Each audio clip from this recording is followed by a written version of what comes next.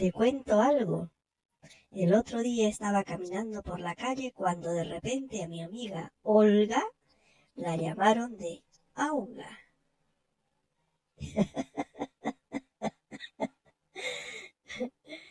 Yo había entendido que le decían alga.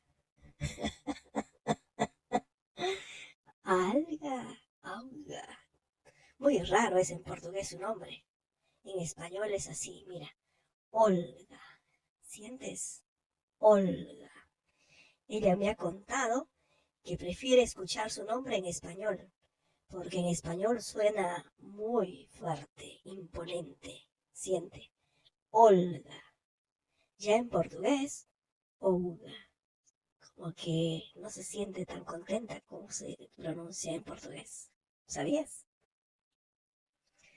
Y me ha contado que cuando alguien le trata cariñosamente, se siente más contenta todavía, porque se siente entre amigos, porque sus amigos desde la infancia le decían Olguita. Suena mucho más bonito y tierno, ¿no es verdad? Así la llaman, Olguita. Su mamá también le decía Olguita cuando quería tratarla con cariño, porque seguro que a veces no. Todos los hijos en algún momento le dan dolores de cabeza a sus padres, ¿verdad? Yo no sé si a mis padres también les di dolores de cabeza. No sé. Solo sé que ahora estoy aprendiendo más cositas. Cada vez descubro más y más.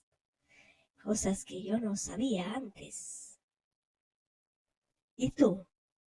¿Has aprendido a decir el nombre de mi amiga? A ver, pronuncia. Olga. Olga. Olga vive en Brasil. ¿Percibes? Brasil. Brasil. A ver si intentas pronunciar más porque he percibido que no a todos les sale bien esa L, ¿no? Podrías pronunciar así. ¿Mm? Al, el, il, ol, ul. No te asustes de mis ojos, son así, muy observadores. A veces se abren mucho y a veces se cierran, pero a pesar de eso te sigo observando. Ah, ya nos vemos. Acuérdate que ahora tengo un nombre. Me llamo... ¿Cómo me llamo? ¿Te acuerdas? Ajá. A ver si te acuerdas. Acuérdate. Chao, nos vemos.